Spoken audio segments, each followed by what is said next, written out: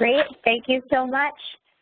Good morning, good evening, good afternoon. If anybody's tuning in from different parts of the world, I wanted to say thank you to Courtney, to Jessica Stillman, who also was a part of the scheduling of today's webinar, and particularly to Dean Arjang Assad and Dean Audrey Morrell and the entire CBA community, who have been a tremendous source of support and encouragement to me and to so many alumni and students for the past several decades that they are celebrating. So I appreciate the invitation to share some of my research and strategies with everybody through this webinar series.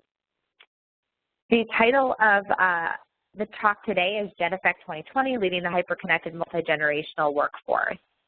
There is a ton of buzz on the subject of generational dynamics in the workplace and a lot of theory about the millennials and previous generations. There's a lot of interest. There's certainly a lot of questions and even plenty to debate, as I've been in many of them.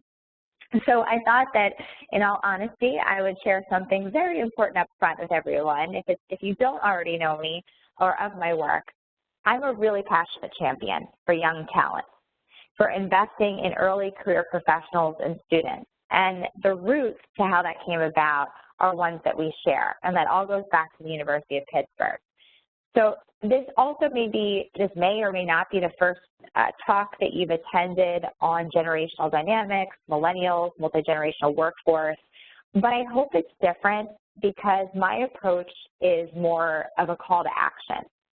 I'm personally a cusper of the millennial and Gen X generations, and I've learned over time where that blend of attributes shows up in my work and life. And although I can tell you firsthand, it's very challenging to stereotype and in a large cohort that could span up to 15 years, but it's important to learn about some of the general aspects, the life events, the cultural events, the educational impact of that generation and how that is shaping behaviors at work and at home to help us better figure out how to work together, how to connect, particularly in the global world that we live and work in.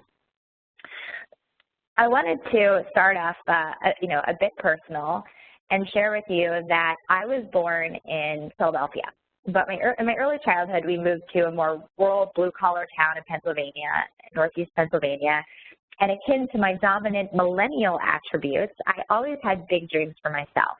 I wanted to live in New York City, and I wanted to wear a business suit. So not that specific, but those of you that were impacted by 80s movies about women in business, you can understand where that came from.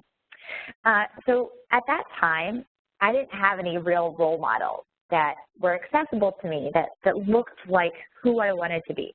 There was no Sheryl Sandberg telling me to lean in and teaching me how to do so. All I had was TV and magazines. But what I did have was a local Girl Scout troop in my town. And my mother recognized at an early age that I needed to get more exposure to get me closer to what I wanted out of life. So I participated in a lot of youth leadership programs, obviously the Girl Scouts and the Hugh O'Brien Youth Foundation, DECA, FBLA, maybe some of you had also participated in those programs. For me, they were really instrumental in growing my confidence and my awareness about leadership, about politics, diversity, really extending my network of students beyond just my high school who didn't have a large participation in college rate, but to those that attended various schools and different experiences across the state. And volunteering became a huge part of my life. And I carried that through college, and there's never been a time in my life since where I haven't been a volunteer or served on the board of a nonprofit. I never needed a volunteer hour quota. It was a core value that I held in my life. So I went to, of course, our shared alma mater, the University of Pittsburgh, where I participated in a number of organizations. Student Government Board. Within CBA, I was heavily involved in the Business Student Council and Alpha Kappa Psi, and also in the Blue and Gold Society. What I learned at school, at Pitt, that was so significant for me and opened the most doors was to have access to mentors. Administrators and professors and alumni in particular. Professors in CBA, administrators in CBA, and alumni from the business school and the entire school really played a huge role in helping me understand the possibilities in my future. So I graduated from Pitt, and I spent 14 years in the pharmaceutical industry, working at 3 global corporations in roles in sales, marketing, training, and organizational effectiveness. While I was building my corporate career, I stayed active on college campuses as a speaker through my dedication to Pitt, but also sponsored by Monster.com. And one of the things that I'm most proud of is in 2009, we launched the Hesselbein Global Academy for Student Leadership and Civic Engagement, named after another Pitt alumni and one of the most incredible mentors that I was lucky enough and I'm grateful to have in my life, which is Frances Hesselbein. Frances is the former CEO of the Girl Scouts of the USA. She continues to be the CEO of the nonprofit, the Frances Hesselbein Leadership Institute, based here in New York City, where I am. But again, Frances was one of those alumni who showed me that there was a whole world out there, and to be a value-based, mission-focused leader would truly allow me to get the best business results because it was by the quality of my character, and that's the message through the Academy. So during the time that I spent in corporate and continuing to stay involved on campus through organizations like the Hesselbein Global Academy, I started to see a phenomena emerge. I would see these incredible, ambitious, motivated, enthusiastic, creative students and recent graduates. But then in the workplace, I would feel and observe major friction. There'd be this revolving door of young talent, of young professionals, of interns, and I felt at times like the millennial whisperer. My door was constantly a waiting line of individuals wanting to talk about their experiences with their bosses or try to figure out how to navigate their career. But then also as a director, I would be in meetings with C-suite executives or mid-level management who were grumbling about their young team members. And, I felt like I was running a hotline between both the managers and the millennials trying to decode one another's behaviors and diagnose the best solution. So I really started to obsess about this problem statement. On one side, there's this world where CEOs are saying that talent, recruiting, developing, and retaining talent is a top priority. Yet on the other side, our youngest generation is at the highest level of unemployment and underemployment and experiencing a lot of anxiety, insecurity, and frustration in the workforce. So what's the disconnect? Is the talent within the millennial generation just not good enough for your company, for the managers on the front line making those hiring decisions? Or is it just different enough that we struggle to recognize it, to attract it, and the right type of management to inspire and unleash their greatest potential? So again, the idea of studying this problem statement really became the center of my motivation, and I wanted to study it more. So I launched my business with several research partnerships, one of which is John Zogby, the founder of Zogby Polling International. So I was able to test these theories and observations in 80 countries, and that led to our first book, The First Global. And then I partnered with Barnes & Noble College. Barnes & Noble College manages bookstores, the campus bookstores of 725 college campuses, serving 5.2 million students across the country. And that enabled me to do polling and focus groups and on-campus interviews and really take a pulse of students' career impressions before they graduate. And to be anticipated this year, I have a new research partnership with Sylvia Hewlett, who's the founder for the Center for Talent Innovation here in New York. And we're launching a study all about global career preferences, trends, and the impact of young professionals, continuing to bust the myth about who they really are. So as you recall, Frances Hesselbein had a huge impact on my life, and we just released this past year a new edition of the Peter Drucker book, The 5 Most Important Questions. And this is another initiative geared at building a common language in business for different generations, using someone like Drucker, whose timeless wisdom is still just as relevant and actually more needed today than ever before. So that leads me to the topic of today and the work that we do at Why Millennials Matter with some of the companies listed here on the screen across different industries, really to transform the workplace, to unleash the potential of your rising stars so that they can feel engaged and empowered at your company, ultimately helping you both achieve your goals. In 2020, the predictions are that 50% of the U.S. workforce will be millennials. Just a couple years after that, 75% of the global workforce is set to be millennials. In some countries, they're already well past 50%, like India. Also, in the year 2020, it's anticipated that 30 to 40% of baby boomers will be retiring. And that's taking into account those that have delayed retirement for financial reasons, for healthcare reasons. So we have just an hour together, and the first third of our time, I wanted to spend building the case for why young talent is worth your investment, and then talk about the building blocks for cultivating a culture that engages not just millennials, but everybody, because it's universally appealing to all generations, and share with you some case studies and a framework for that call to action.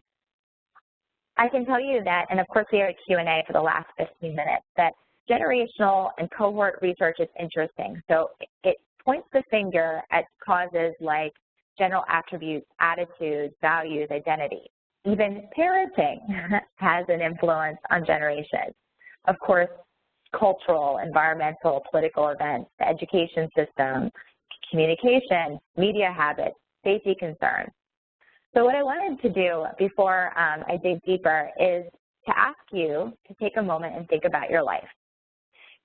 Think about some of the most defining moments, the events, the movements, the trends that has influenced your values and your attitudes. Think about your own parents. Think about your grandparents. If you're a parent yourself, think about your kids. I have a 2.5-year-old daughter. I can only imagine what the educational system will be like for her and her media experiences and the world at that point when she's in school. So this exercise I do a lot with students as well, to even help them increase their empathy about their soon-to-be bosses and colleagues. Everybody has an opportunity to build a higher awareness about where others are coming from. So if you're listening in and you're a baby boomer and you were born between the years 1946 and 1964, what was the impact of growing up near, let's say, an American city in the 1970s? What was happening in terms of crime? What was happening in terms of relationships? There was a spike in divorces. There's clearly an influence, the messaging and the education system on your parenting style. And thank goodness for Mad Men, or we would never have realized that our parents, baby boomers, were smoking and drinking and taking naps at work, right? I know that's not true. But you think about the icons that were present in different generations. Again, the baby boomers, John and Robert Kennedy, Dr. Martin Luther King Jr., there was Beatlemania, Woodstock. If you were born between the years 1965 to 1979, then you're defined as Generation X. What defines you? Do you remember Rock the Vote, the Persian Gulf War, the Challenger explosion, the AIDS epidemic, the fall of the Berlin Wall? So think about what values and the worldview that you had that emerged when you grew up in the 60s, the 70s, in the 80s, 90s, and now in the 21st century. So that leads me to, who are the millennials? I define the millennials as being born between 1980 and 1997. So that means that they are 18 to 35 years old. That's a wide range, like I said, in a cohort of thinking about college students like Courtney, recent graduates, young professionals with 5-10 years under their belt, and those that are in their early 30s that could be at very senior level management executive roles, many of which could be the CEO of their own company. A lot of people ask, so with millennials, are they truly different? The first thing is that they are the largest and most diverse generation. 42% of millennials identify with a race or ethnicity that's non-white. Gender roles even Gen Yers have been told that they can do anything that they want to do and be anything that they want to be. Thank you, Oprah. So this is proving to have an impact across both genders. The number of stay-at-home fathers in the United States has tripled in the past 10 years, although, at some point, maybe not by choice with the recession. Some experts argue that it could be in the millions if that definition was broadened to include dads who work part-time while remaining the primary caregiver. Women can control their reproductive health as they advance their careers, providing more work and family options with or without a partner. Meanwhile, the working millennial male does not have the same experience of having a woman at home to support his career, as did husbands of previous generations and partners. We all know that they're the first digital natives. They didn't have to adapt to new technology. They were born with it at their fingertips. The internet was always there. And so remember this, the millennials were never 9 to 5. They're 24/7, always on. And so when you think about them as consumers, clearly your brand has to be always on. But if you think about them as employees, and where I see a lot of the friction, they don't have the benefit of a lot of the breaks and the real structure that existed in previous generations. Even if people were working overtime, more than 40 hours a week, today, extreme jobs defined as over 60-hour work weeks, working into the weekend, your personal time, that's the norm.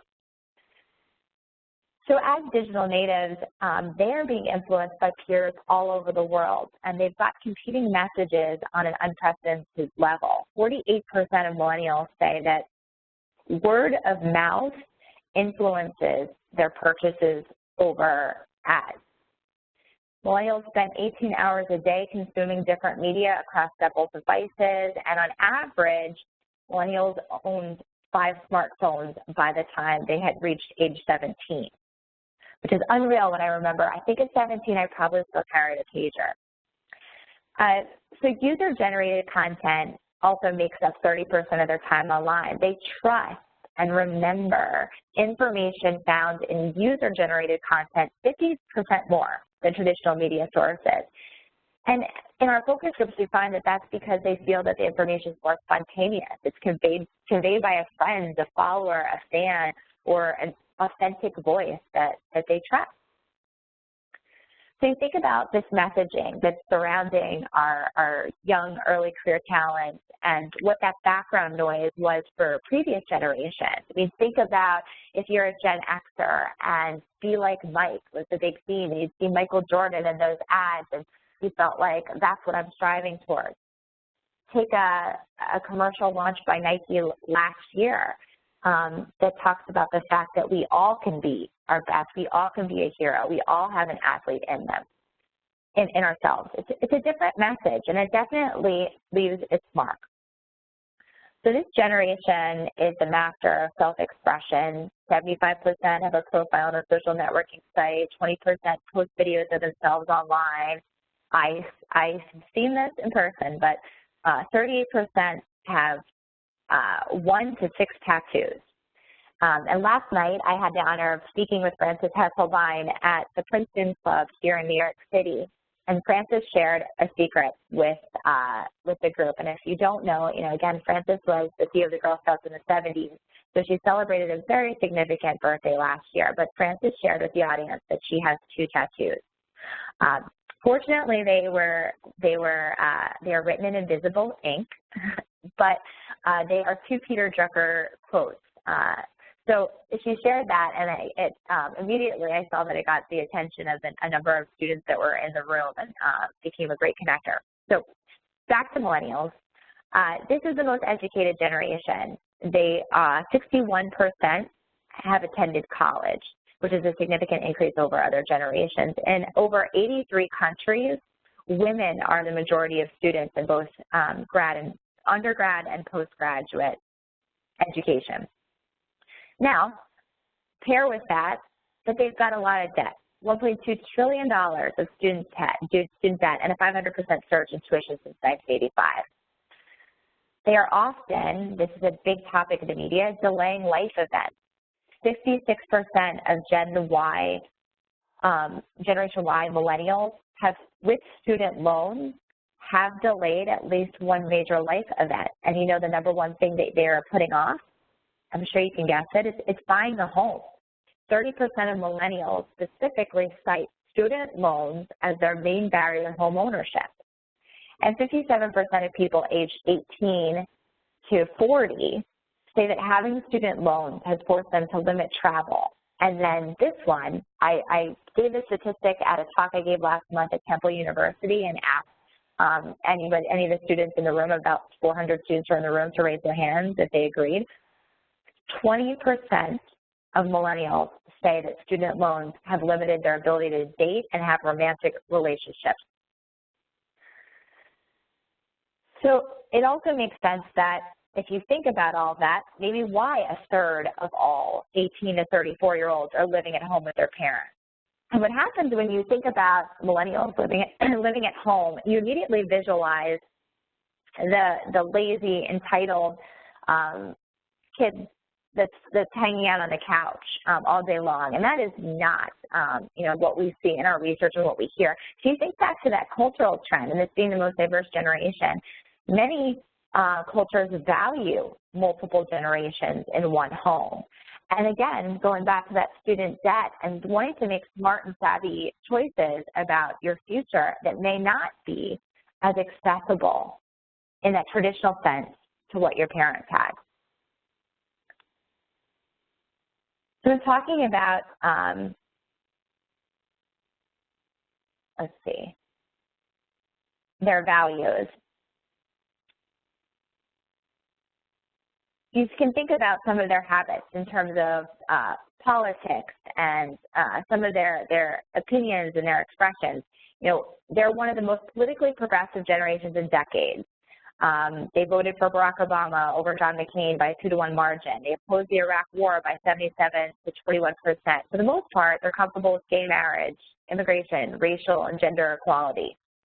They happen to be now the least religious generation of Americans ever, and that number of religiously unaffiliated Americans has been slowly rising with each generation.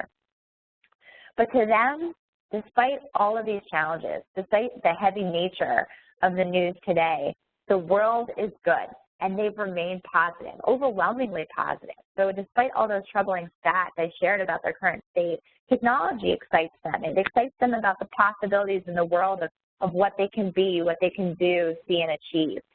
And media and their parents reinforce it. So one thing I want to share before talking about what is happening in the workplace amongst generations is what you can obviously hear and feel my passion for this cohort, but there's interesting research that gives statistics and numbers behind that narrative. 80% of life-defining moments occur before age 35. So 8 out of the 10 of the moments that determine who you are, who you're going to be, are occurring right now for this generation. I learned from a fantastic TED Talk featuring Dr. Meg Jay, and I'd encourage you to watch, that your brain caps off its second to last growth spurt in your 20s as it rewires for adulthood. So that's why they say, if you want to change now, because your personality will change the most in your 20s.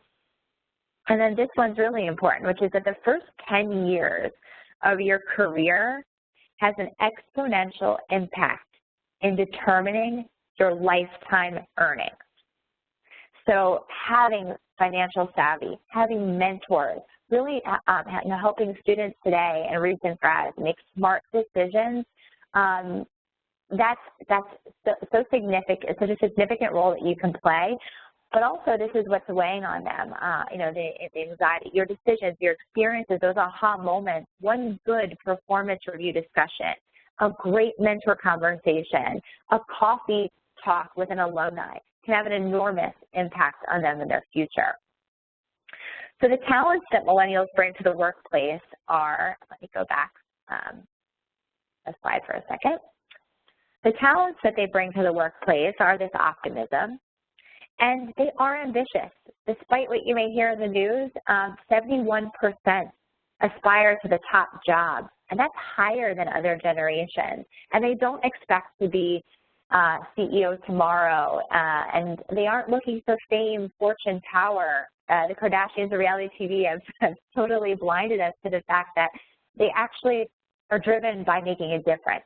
92% of college students in our study with Barnstable College said that they define success through personal fulfillment, and that's not some lofty, sticky, I just want to feel good about my work. That is, I want to know that when I show up tomorrow, the work that I do matters. I may be an intern, I may be an associate or an analyst, but what I do each day has an impact into what's the community that company is serving, the product it's making, the service it's providing. And so you need to help them as a tenured professional and experienced manager, as a leader, to really understand the business and make that connection.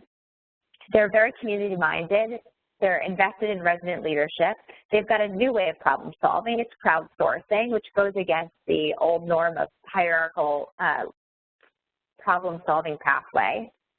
They're also extremely entrepreneurial. If you haven't heard this before, half to two-thirds of millennials are interested in entrepreneurship, and more than a quarter are already self-employed. In the last couple years, the freelance economy has really spiked, and millennials launched almost 160,000 startups a month, and 30% of all entrepreneurs were 20 to 34-year-olds.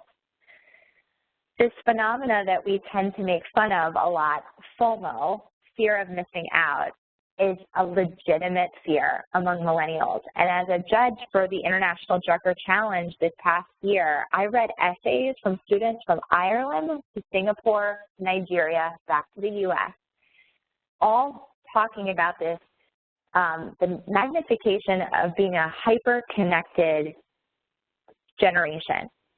You know, they have friends that are posting salaries on Instagram. They have this constant pull of what everybody else is doing that tends to be so overwhelming that it makes them feel really underwhelmed about their own personal accomplishments. And that's where we need to help them unplug and help them see more to their potential. So with all these great talents that they bring to the workforce, why are they leaving? The top 4 reasons we found is that feeling of being siloed. You know, you join a global corporation or even any organization because of the community. You want to be a part of the culture. You want to work and meet different people. You grew up like that. You had an education system. And look at our curriculum at CBA. It's highly interactive with teams. And encouraging you to break out of your normal routine and the normal group of contexts and really meet diverse perspectives and opinions. So at work, if they feel siloed, it starts to signal that maybe this isn't the right place for them. If they have no time for their passions, that's an issue because it goes back to this sense of really wanting to be connected to your work. And it's not just because they want to leave at 6 o'clock to go to yoga. It's that work and life is integrated. And it's 24/7. So everyone's trying to figure out these boundaries of when I can really, maximize all of my interests, which helps me be a more successful, productive person on the job. When they have an unclear pathway, if your company and you as a manager or a leader aren't able to really share with them a roadmap, it's extremely frustrating. And then finally, again, that lack of purpose and really knowing that this isn't just a plug and play, and that what they're doing isn't just all about the P&L, but they're really making the world a better place, and there's some impact on society. Particularly in other countries, I found in Asia and India in particular as well, that there's a lot of friction between young talent, millennials, and leadership, that they don't feel that it's clear that what they're doing is improving the world around them, the world that they grew up in. They really care about making sure that the world is in a better place after them. So what do they want? The number one thing that they want is personal growth and development. Learning and development shows up right next to traditional health and medical benefits. They want that investment, that access to grow their expertise in a number of different areas. They grew up with continuous learning cycle, and that's what the digital world has done for them. So they want to find that source at work, not just on YouTube at home. They want this work-life integration, so that's where they want to have an authentic relationship with their boss, their peers, their colleagues. They don't have to be your best friend, although just so you know, the Gallup survey every year that when we talk about the level of engagement in the workforce, one of the questions that Gallup asks to determine how engaged you are at work is if you have a best friend at work. And the psychology behind that is if you have relationships where you have people you trust and you can go to with both work problems and probably life problems too, you're going to feel a sense of satisfaction, a sense of community, which helps you be a lot more open and taps into your discretionary efforts. So this work-life integration is really important to them. It's modern mobility and really figuring out how to not just use technology, but to how to be flexible. And I know this is something that it's not just millennials that want it. Baby boomers, every generation, I think, is really looking for better work-life integration. Balance is the worst word, so I've stopped using it. They want to lead and they want to be led. They want inspirational leadership. They want an opportunity to also share their ideas. It doesn't mean that they think that you're going to accept them or go in that direction, but it's really a platform for them to feel like they're co-curating the business with you. And then finally, that fulfillment, having meaning and purpose at work. Go to the next slide. Okay, so millennials are shaking up industries. The phenomena of disrupting industries is happening one by one. Media, cable, beauty, auto, finance.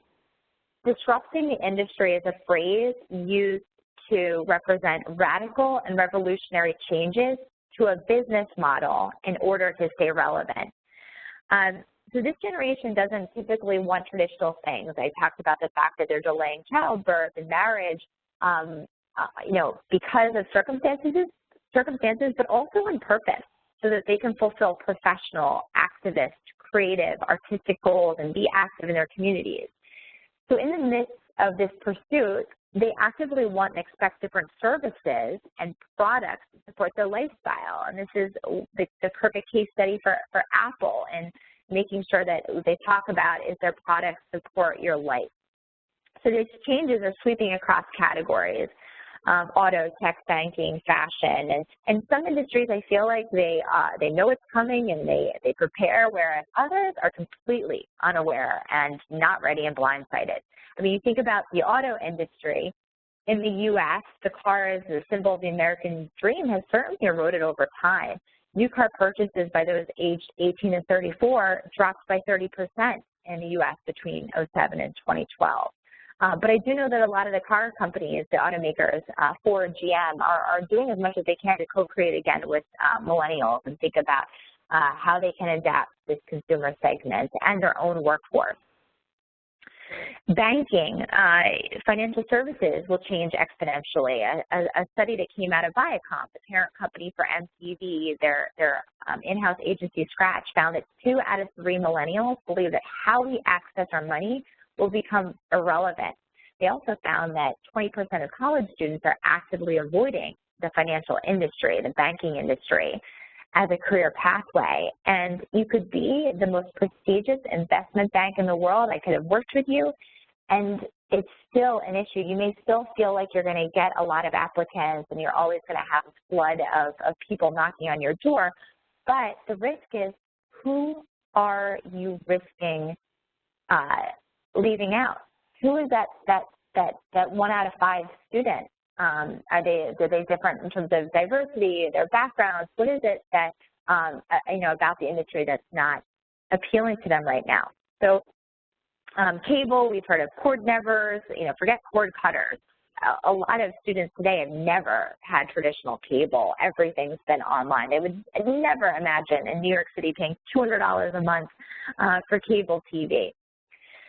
And then the example that I share here is going back to co-creation, which is king with millennials, engaging them as designers. At GE, a 27-year-old industrial designer named Thomas DeLuna designed this GE Artistry series. It's 5 affordably priced kitchen appliances. You know, and what happened, the backstory is that they looked at the demographic data and they found that there was a great opportunity to create a line of products that would appeal to this untapped millennial market. So DeLuna ended up sketching a refrigerator on a napkin because he himself was a renter and a newlywed, and he was still hopeful for home ownership in his future. And, you know, buying the artistry model was that first fridge that he desired.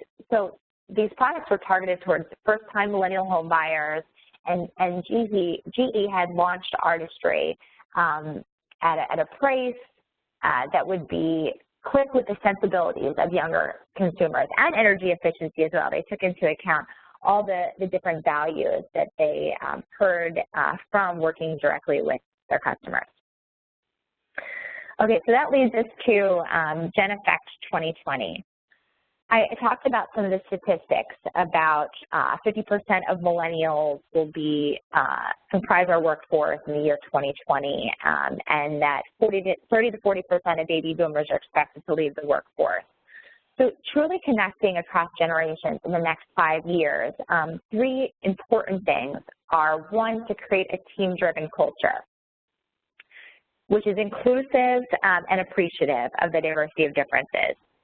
2 is to redevelop your awards. It's time for a rewards remix, really thinking about what it is that aligns with that work-life integration. What's important to your people is not going to be uniform. And 3, rewiring your management style. The challenge for managers today is to live up to the high standards and expectations that our youngest workforce brings to the workplace, because they value feedback, they value collaboration, recognition, fulfillment, technology, and open-mindedness. But I don't think that that should be that tall of an order. So talking about some of the strategies that fall under each of these, when building a culture of engagement, some things that I find are really important is, first, we talk about engaging directly with your millennial employees. And one example I wanted to share was at LinkedIn last summer. The organization had hosted its first ever HR hackathon for interns to actually solve thorny HR issues. So you've heard of hackathons before. They're solving like digital or startup ideas, but this was all about HR issues like engagement, onboarding, retention. So they've hit 750 people within 8 hours. And the reason for sharing that briefly as a case is, why don't more companies activate and tap into interns and new employees immediately for ideas around recruiting, engagement, and even benefits? You know, not just recruiting. That tends to be where companies will leverage their employee resource groups, their affinity groups. But it's really important that you get them involved in the business and help them think about your next product launch, or you know, your current public relations positioning. And so don't just limit this to millennials, but pair them with experienced mentors and harness the power of different generations. So next is engaging with your millennial consumers.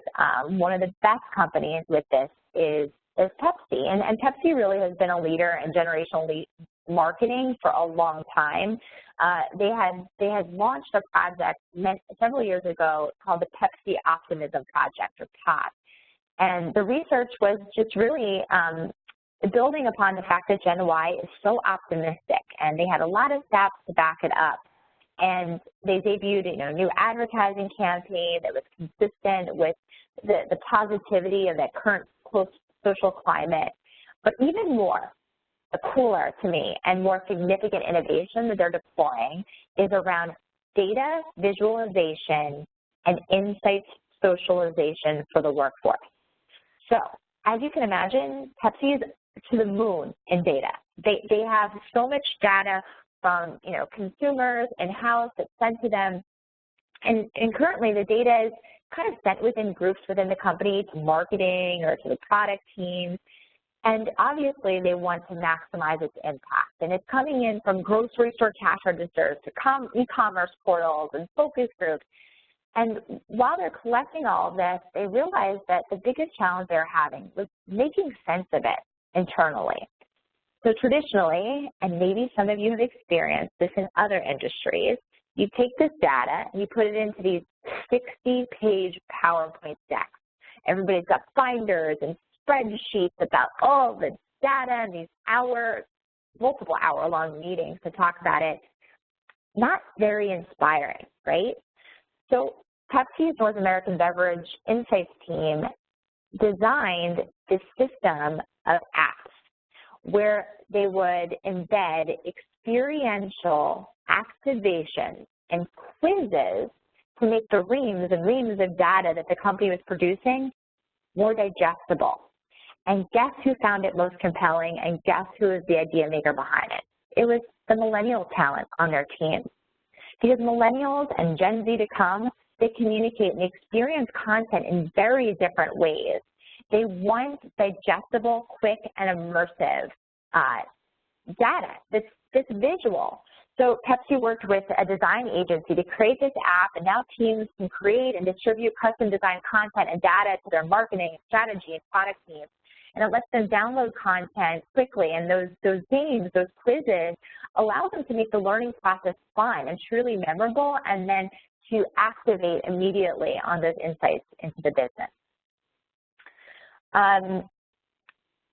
I'm going to go quickly through the next slide to get through a couple more slides before questions.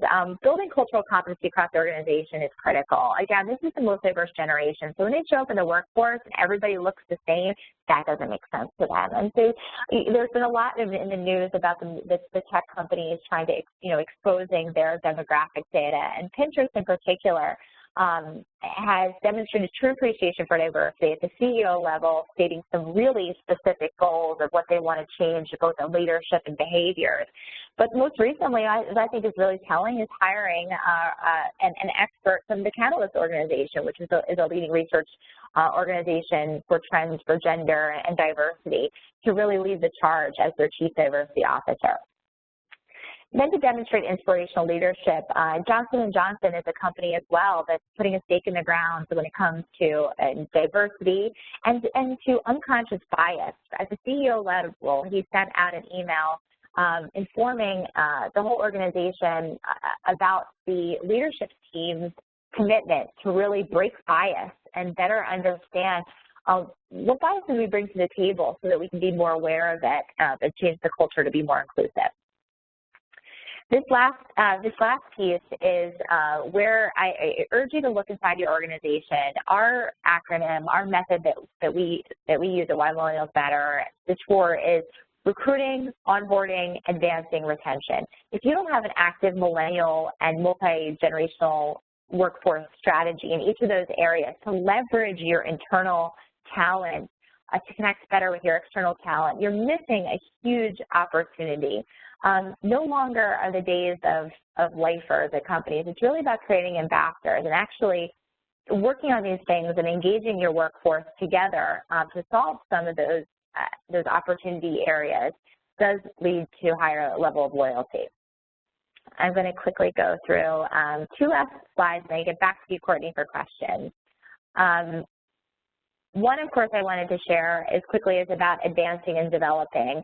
I was remiss to not talk about how important it is to, as an organization, as a leader, to be involved with your alma mater and do it earlier. I think a lot of companies feel like they do recruiting on campus, they are involved in the employer sessions, they go to the recruitment fairs, they're listed online, but being a mentor that's accessible to students, but also doing product challenges or engaging with the school at freshman year is really important. 4 years, as all of us that have graduated now look back and see, goes by really quickly. But it's such a tremendous time in our life, and we make a lot of really critical, important decisions. So it's a huge opportunity for organizations to get involved earlier. And finally, I would share this piece on retention because it is a misnomer that millennials are the quickest to leave the workplace, or they're the ones with the eye on the door. Because when you look at other generations of college-educated white-collar professionals, it's the same rate of departure from jobs, particularly in the world of underemployment, where a lot of millennials are employed in jobs that are below the qualifications they bring to the table, such as a college degree. So the median tenure for 25 to 34-year-olds being 3 years is the same as it was for previous generations. But 75% of millennials put job security as a top priority because they don't have that same sense that previous generations had. So if you're able as an organization to help them understand the impact of their contribution and why and how why you want to earn their loyalty and how to make them feel better connected, that's the message that they want to hear.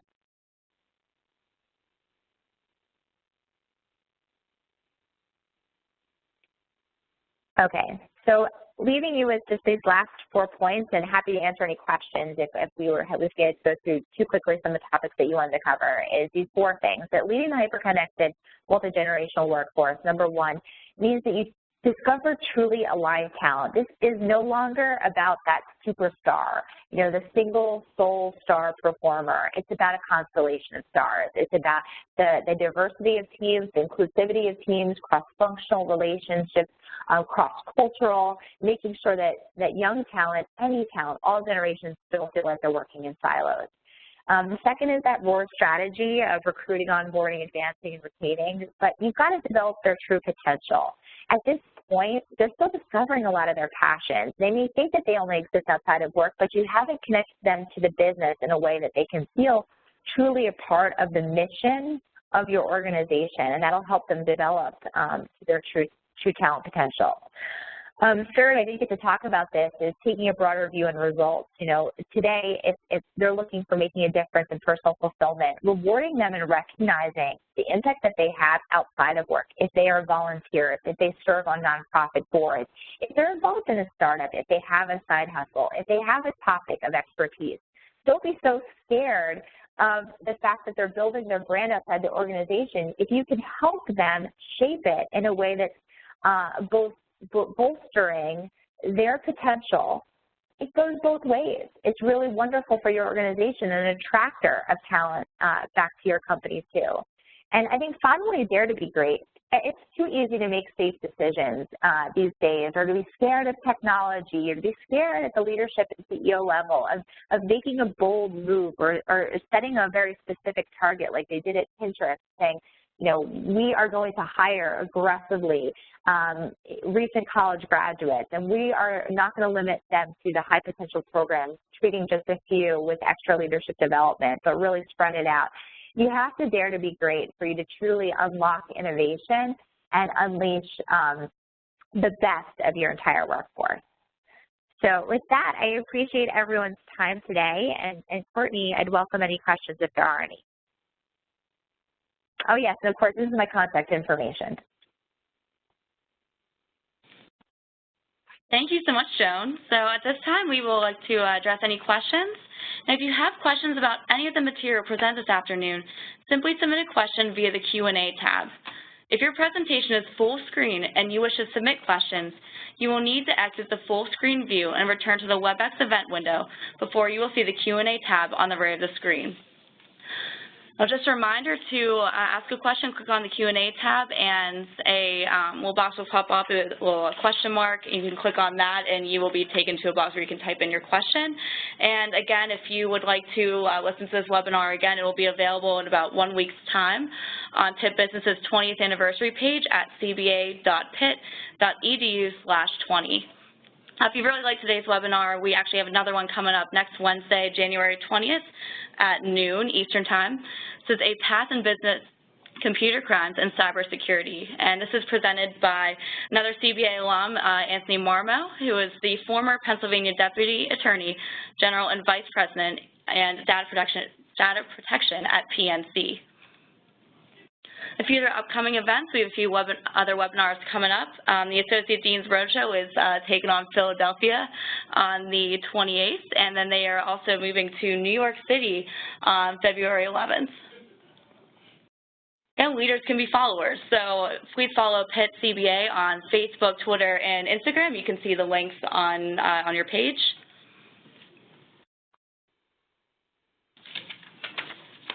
And now we'd like to move on to a couple questions. All right, Joan, so the first question that we have is, why do you think that 20% of college students are not interested in banking and financial services? Well, I think it's the reputation of those industries right now. But, you know, and I will say this too, since I have worked with and consulted with a lot of the largest banks and financial organizations, is that, like I said, those that are ready to listen, you know, recognize that they can't afford to not be attractive to all talent. And so that's where there has to be a huge amount of education, right? There has to be more transparency. There has to be, you know, unveiling of truly what the business is about, what they value, what they're doing to make a difference. And I think that's a wonderful thing that I think our younger generation is demanding of every organization, but particularly that industry. You know, I wanted to say one quick thing before I forget, Courtney, is that obviously I love to stay connected with anyone who wants to connect via LinkedIn or sign up for our newsletter at whymillennialsmatter.com. But we are pushing out a survey right now if you are in the millennial generation listening between 22 to 34 years old to learn more about, again, global career ambitions and the impact that the current workplace is having on you. So I just wanted to send that reminder. All right, so thank you, Joan. On to our next question. So what would you say is the biggest or most frustrating misconception about millennials? As we are entering the workforce, how can we tactfully correct this misconception? I think it's a combination of them being entitled, and that because they are, quote unquote, you know, digital natives, that they should just know everything because it's on the internet. And that's where I talk about the fact that everybody's overwhelmed by what's on the internet. And I find that and I think that having spent as much time around the world with this age group, I can with confidence say that they are as altruistic as can be. That the entitlement is actually they're doing their best, I think, to express some confidence. They're being told that your personal brand is critical, and that how you present yourself and to speak up and to share what you're passionate about and share what you care about, that's how you're going to get recognized. That's how you're going to stand out. And so that interest and that affinity to want to speak up and share opinion, that comes off as entitlement, when really I think it's expressiveness. And it's an opportunity to, you know, you want to be heard because you grew up with a totally different relationship with authority, if actually an absence of it, right? Parents were like peers, not best friends, but they respected your opinion, and teachers and professors and business is particularly one of those communities as well, where you are treated like you're a child or coddled. Again, that's a misperception. So, you know, you're really taught and groomed that you should have a voice, but yet you go into the workplace and you're told to sit in a cubicle in the corner, and it doesn't feel like that voice matters anymore. As I think, again, one of those misperceptions about this generation. All right, Jen, so we have another question. A listener said, I don't see a lot of differences from baby boomers from the 60s and your assertion of things important to millennials. What am I missing? You know what? There was a study done by the Center for Talent Innovation that ended up being called Bookend, talking about baby boomers and millennials. They share way more in common than you know, in contrast. And so I think that you're right. But for some reason, so that should be the aha. The aha should be that there is a lot more in common between those two generations. Sometimes the misstep is that in the workplace, if you're a boomer with a millennial at home or in your life, kind of putting the experiences with a family member or somebody close to you into those experiences with those at work. And that definitely causes, friction and a misunderstanding. But I think it's an opportunity. I've seen a lot of tremendous mentor relationships that happen between boomers and millennials. What I think really needs to happen is more sponsorship, because sponsorship is different than mentorship. It's boomers saying, you know what, I'm going to invest in this person to get them a higher role. I'm going to give them air cover when they take on a challenging assignment. And really just carving out time to talk about the things that influenced your life, or the reasons why you're motivated to go to work at, 8 in the morning and work the hours that you do, what you believe that your work gives back to you in your life. So I'm glad that was the takeaway. And again, I think that there's a lot of misperceptions based on what you hear and see on the media that are really representing 5% of this cohort. All right, Joan, we have time for one more question. And just as a reminder to everyone listening in, is that for any questions that we didn't address today, Joan would be happy to answer via email. So the last question we have is, engaging millennials for career advancement, does this put more responsibility on the organization to guide the advancement? I do think that the organization, the system plays a huge role. I do think that talent management, really thinking about how to better communicate what those pathways are, to be a part of breaking down those silos, to allow young talent to be exposed to different parts of the organization. This can't come as news that very often there's a phenomena of managers that have a top performer and they hold them back. It's not as easy to let go and have that person go to a completely different part of the organization because it leaves a gaping hole. But the truth is that's better than them walking out the door and leaving for your competitor, right? So I think from career pathways and advancement, it has to be co-creation as well. It means also starting consortiums where you're meeting with talent leaders and talent experts outside of your industry to think about all the different ways that you can, that you can expose them to learning and development, that you can think about earlier global assignments, or how to make those accessible to female millennials who are, one of the highest segments now wanting to take on international assignments, but very low percentage are offered them. So, yeah, there's definitely big things that the organization has to put a stake in the ground and say this is a priority that over the next 3 years, we're going to make sure that this is really clear. We're going to invest big time in the growth and development, not just of the few, of the high potential, but really of the massive piece of this workforce segment, because of what's going to happen when they're catapulted into those leadership roles after baby boomers retire. It's really important now to accelerate their development. All right, thank you so much for your time today, Joan. Ladies and gentlemen, this concludes today's webinar. On behalf of the University of Pittsburgh's College of Business Administration, I'd like to thank you for your attendance today.